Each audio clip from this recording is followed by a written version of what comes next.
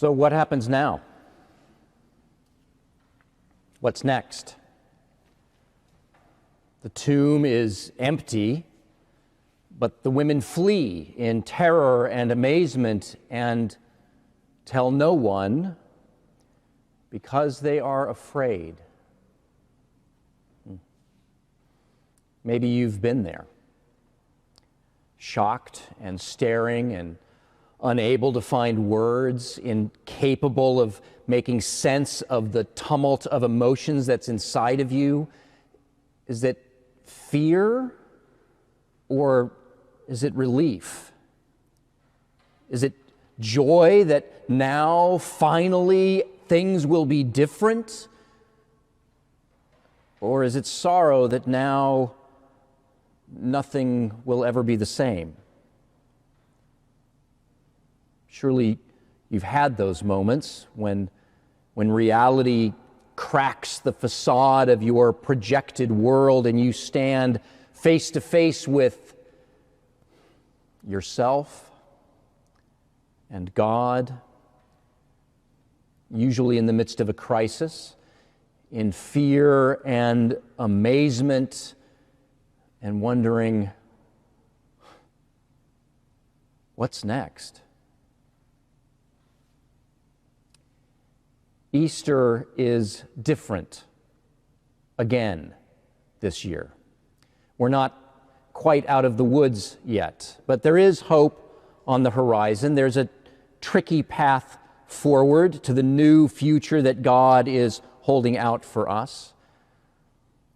But with all that has transpired since Easter of 2019, which is the last time that we celebrated the resurrection here in this space, with all that we now know, all of the things we have seen, the path that we have walked, the cries for justice we have heard, the inequalities laid bare, the confusion, the anger, all that we can no longer look away from. Maybe this year we understand better how those women felt as we stand in fear and amazement and continue to ask, what's next? The gospel according to Mark, I think, is the right gospel for this moment.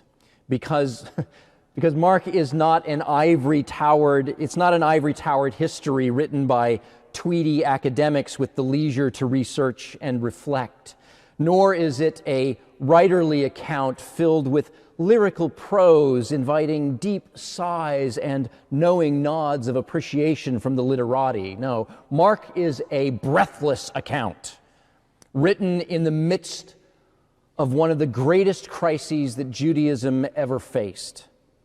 It is a cry from the heart. It is a call to action. The years between Jesus' death and the time Mark creates his account were tense but largely peaceful in Palestine. But in the year 66, a violent rebellion broke out across the Judean countryside, and it raged for the next 4 years until Jerusalem was laid siege for 7 solid months. The walls breached and then destroyed, and the temple reduced to rubble. The non-Roman population was killed or exiled or enslaved. This crisis that utterly transformed Judaism and nurtured this new Jewish sect of Christ followers, this crisis is the backdrop to Mark. Remember, there were no other Gospels.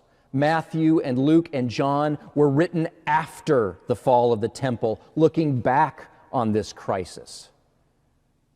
There were a few of Paul's letters floating around, and there was a whole wealth of stories and gossip and legends and folklore all circulated, maybe not so dissimilar to now, possibly. And Mark is in the thick of it. And the pressing question Mark has to address is, how do you preach good news and resurrection to a world that is tearing itself apart?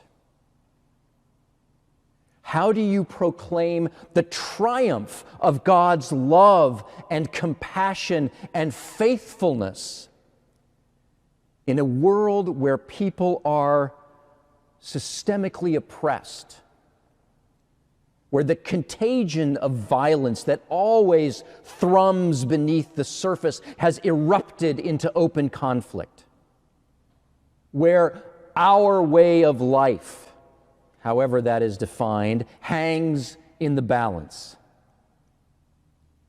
See, Mark is not really at all concerned with doctrine. Mark is primarily concerned with how do you give people hope when all around reeks of hopelessness? How do you help people find purpose when only glimmers of light shine through the chaotic shadows of uncertainty? Mark does it by ending his gospel with two women trembling in fear and amazement and telling no one. But wait a minute, that's just the end of the reading, right? I mean, that's not the end of the story. They do go to Galilee, and they see him in the upper room and on the road, and then he ascends, and then there's Pentecost in the early church, and that's not the end, is it? For Mark, it is. The oldest manuscripts of Mark's gospel ends here. Jesus dies on the cross, and even that is not the ending that anybody hoped for. Well, maybe Rome. But there's no triumphal victory. There's no restored kingdom of David. But neither is there tragic failure and defeat, because there is this scene at the tomb. And a young man dressed in white. Is that the same young man in the white cloth who ran off naked from the crucifixion? Is it an angel? Is it really Jesus and they simply don't recognize him the way Mary doesn't recognize him in John's account? We don't know.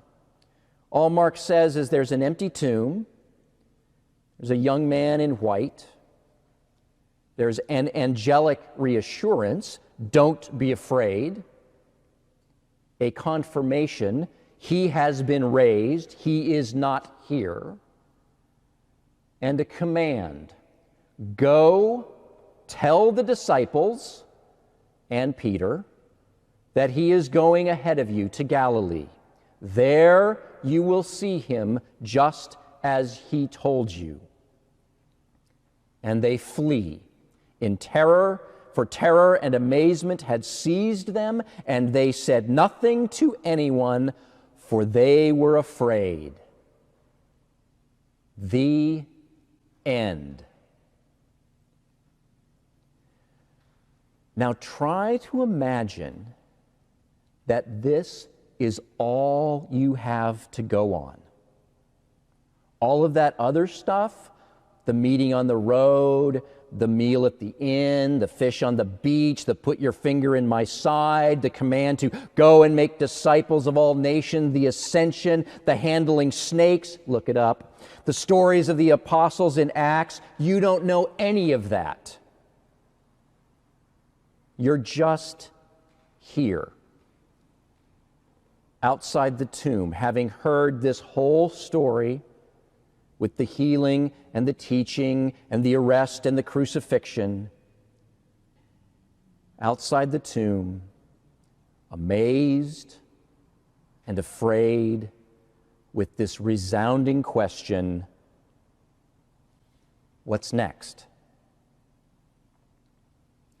One scholar puts it this way: here at the end of the story, we find ourselves in exactly the same position as the women. And whether or not we actually see Jesus again depends on whether we renew our commitment to the journey, on whether or not we are willing to undergo a similar transformation. Because like the women, we do not entirely understand what resurrection means. But if we have understood the story, we should be holding fast to what we do know, that Jesus still goes before us, summoning us to the way of the cross, to the way of love. Mark ends not in tragedy, nor in violence, in victory, but in an unending challenge to follow anew. What's next? What happens now? Those aren't quite the right questions. The question we really have to answer today and every day is, will we flee or will we follow? Because God has acted. The tomb is empty. Christ is risen, and Jesus goes before us. God will continue to lead us, but for Easter to be real, for us to really see the resurrection, we must follow. Amen.